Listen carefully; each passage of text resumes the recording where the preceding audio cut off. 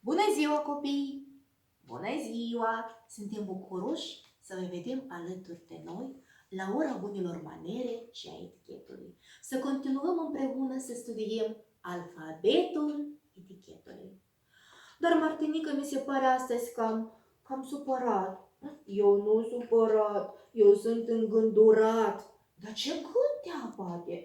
Am primit invitații de la iepurajul Țup să mă duc la ziua de naștere și nu știu ce să-i dăruiesc, cum să-i dăruiesc cadoul.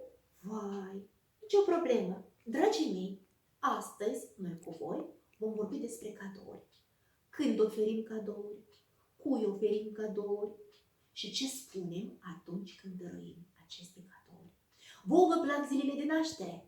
Da, și mie îmi plac și la Martinică îmi plac. Când mergem la o zi de naștere, mergem cu un cadou și este foarte important ce dăruim. Trebuie să alegem foarte bine, trebuie să fie ambalat și trebuie să dăm din suflet și să-i dorim omagiatului tot ce mai bun. Așa. Nici într-un caz pe cadou nu trebuie să fie scris prețul, cât costă el. Așa? Țineți minte, acesta este foarte important. Când dorim cadoul, trebuie să avem numai decât și un buchet de flori.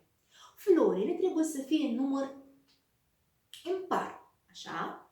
Și să fie ambalate doar cu foarte simplu, să nu fie ambalaj foarte așa pompos, sau mai bine fără ambalaj. Este mai frumos, mai simplu, așa. Când dărim florile, le ținem cu florile în sus, nu le ținem în jos florile, așa.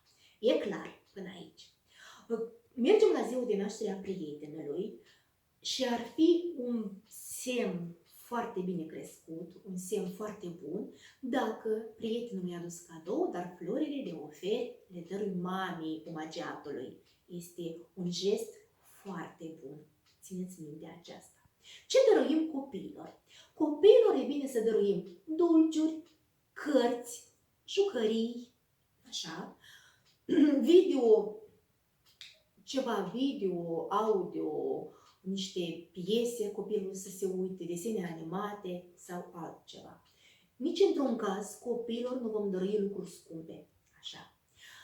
Rudelor apropiate putem să le dăruim căciulițe, mănușele, fular, e clar. Bine. Acum, cum noi dăruim acest cadou? Martinică, iată aici, fii atent. Cadoul îl dăm omagiatului drept lui în mână, nu prin cineva. Nu l-am găsit și hai te rog, Viveril, transmite lui Țup cadoul meu, nici într-un caz.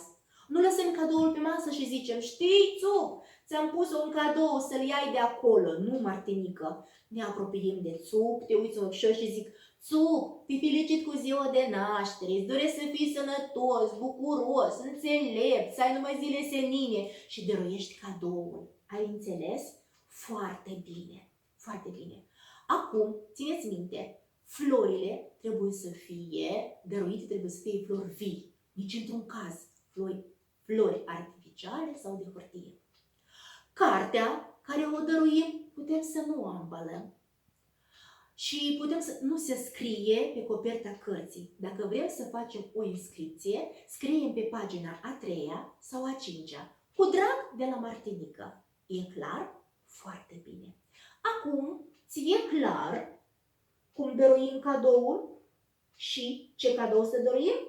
Da, eu deja știu. Bine, uite, am aici flori.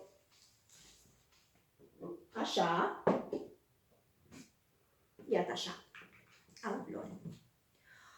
Uite ce flori drăguțe am. Îți plac? Da, îmi plac. Le dărui lui Țup? Nu. De ce? Că sunt artificiale. Foarte bine. Le dăm la o parte. Ai ales florile vii. Deci, vei lua florile. Foarte bine. Cărțulia, care nu am ambalat-o. Și un cadou. Așa, aici scrie cu drag de la Martinică. Cu drag de la Martinică. Toate acestea le vom dărui lui Țup.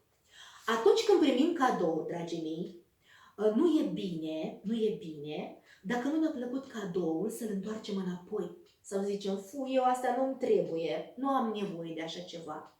Este nepoliticos și este foarte urât să faci acest lucru.